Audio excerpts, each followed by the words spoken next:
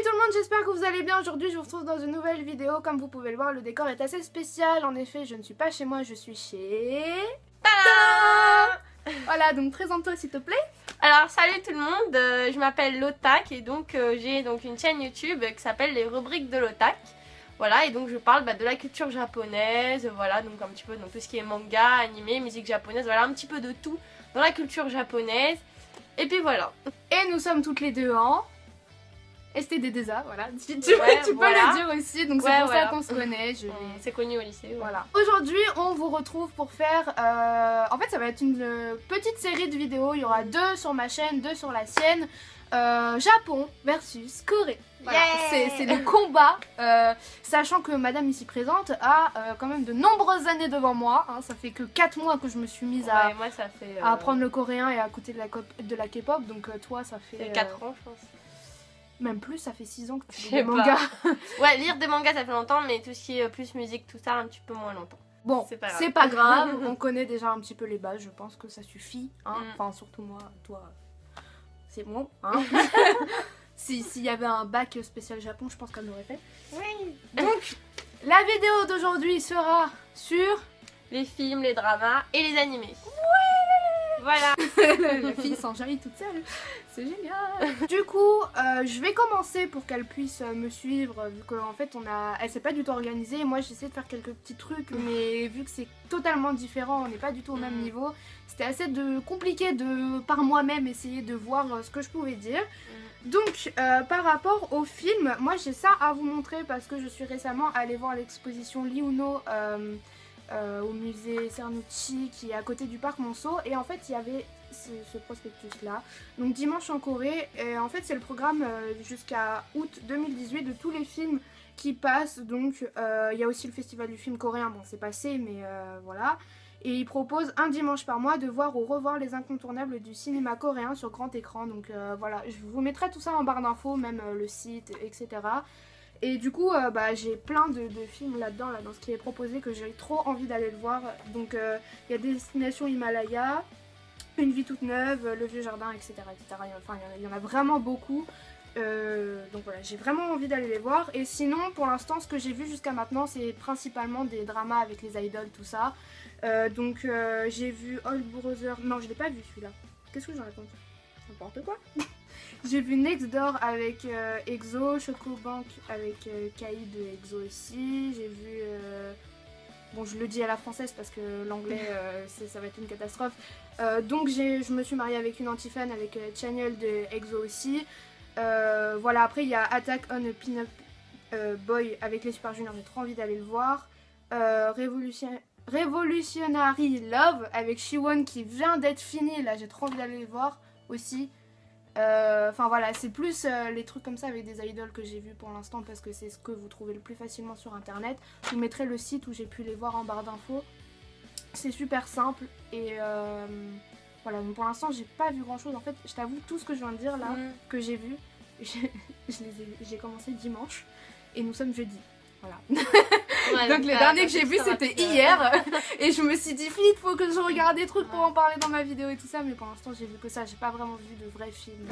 Mais du coup c'est bien parce qu'ils font des dramas avec des idoles. Ils jouent super bien, c'est vachement étonnant, surtout Channel. Bon après c'est toujours le même type d'histoire, après c'est un peu stéréotypé, voilà, et des fois ils jouent en étant dans leur personnage d'idole en fait, c'est ça qui est surprenant. Dans les deux où Channel il joue, Next Door et donc je me suis mariée avec une anti-fan, il est lui en fait et il fait l'histoire autour en fait bien, et donc j'ai trouvé ça assez surprenant mais aussi assez perturbant parce que du coup comme c'est débile mais on rentre dans le truc et on a l'impression que c'est vraiment sa vie en fait. Ah ouais, du coup c'est bizarre. Du coup il n'y a pas vraiment d'animé, non? Non, il n'y a pas trop d'animé, après ça va plus... C'est vraiment drama. Ouais voilà, c'est plus le drama, un peu comme les films qu'on a sur nous sur la 1 ou sur la 6 l'après-midi, surtout dans les périodes de Noël, tu sais, les gros clichés, les trucs de Noël et tout ça, les films comme ça, eux c'est ça mais tout le temps. Ouais, c'est vrai que la Corée est vraiment connue. Enfin, moi je sais que la Corée il y a vraiment beaucoup de dramas animés. Je sais pas s'il y en a ou pas, mais bon, apparemment il y en a pas. Donc, non, c'est plus le Japon. Ouais, c'est vraiment les dramas à fond en Corée. Grave. Mais du coup, ouais, après, vous avez pas trop de films d'animation Bah, après, comme j'ai dit, un peu style 2D, ça fait pas trop longtemps que j'y suis, donc j'ai pas eu le temps de voir vraiment l'étendue du bordel. Mais non, après, ça va plus se jouer au niveau manga, et je ne dis pas la suite parce que ce sera le sujet d'une autre vidéo. Voilà. Bah, au Japon aussi, il y a des dramas, mais moi, en fait, je suis pas du tout drama japonais, en fait, j'en ai jamais regardé. Enfin, si, j'en avais vu un, mais c'était tellement bizarre que je préfère pas en parler parce que de toute façon, les Japonais, pour les trucs what the fuck, c'est les champions, vraiment. Il y a pas de trucs plus what the fuck qu'au Japon, c'est pas possible. Ouais, souvent on dit les Asiatiques en général, mais je crois que c'est plus japonais. Hein. Ah ouais, vraiment what the fuck, c'est le Japon, et what the fuck, mais ça va encore, c'est la Chine. Ouais, ça va encore, mais le Japon, je crois que c'est le summum du what the fuck. Donc, ouais. Donc, j'avais vu juste un drama très très bizarre. Après, il y a aussi beaucoup de dramas avec des histoires d'amour, des trucs à l'eau de rose, voilà. Cliché, voilà, c'est cliché, c'est un peu comme les shoujo, les mangas shoujo. Bah là, c'est en version drama, donc du coup, avec des histoires d'amour, quoi. Mais après, sinon, en animé, bah, à savoir que le Japon, en fait, il y a vraiment des animés de plein de types différents. Donc, c'est vraiment pour tous les goûts, quoi. Donc par exemple, tu vois, t'as les seinen, donc c'est pour plutôt un public adulte, en fait, c'est un peu une cible, en fait, pour les personnes plus adultes, donc plus matures. Quoi. Ouais, des catégories. Donc après, il y a aussi les shoujo, donc du coup plus des histoires d'amour, tout ça, plutôt pour les jeunes filles, c'est destiné à un public de jeunes filles. Après, il y a les shonen qui sont plus pour des jeunes garçons. Du coup, c'est plus des choses en rapport avec des histoires d'aventure, des héros, alors souvent qui sont assez clichés. C'est difficile de trouver un shonen où le héros n'est pas trop cliché. Voilà, mais c'est vrai que du coup, au niveau des animés, ils sont super diversifiés. C'est ça qui est bien, parce qu'on en a en fait pour tous les goûts, quoi. Donc voilà, c'est super bien. Après, graphiquement, il y a des animés qui sont juste magnifiques. Par exemple, je pense à l'Attaque des Titans, donc en japonais Shingeki no Kyojin, qui est vraiment un animé qui a eu beaucoup de succès. Voilà, déjà vous pouvez voir derrière un beau poster de voilà, parce que c'est un de mes animés préférés. Il y en a partout, voilà, la grande fan de Shingeki no Kyojin. Du coup, ouais, donc graphiquement, c'est vraiment super beau au niveau de l'animation, tout ça. Après, à savoir qu'aussi au niveau de l'animation, il y a des longs métrages. Donc des longs films d'animation qui sont sortis au cinéma, donc souvent les studios Ghibli. Donc vraiment, eux, c'est un grand studio d'animation très connu et mondialement, en fait, ils sont connus mondialement. Et ils ont sorti au cinéma des tas de films, quoi. Et puis au niveau du design, tout ça, des décors, mais c'est juste magnifique, en fait. Enfin, l'histoire, elle est super touchante.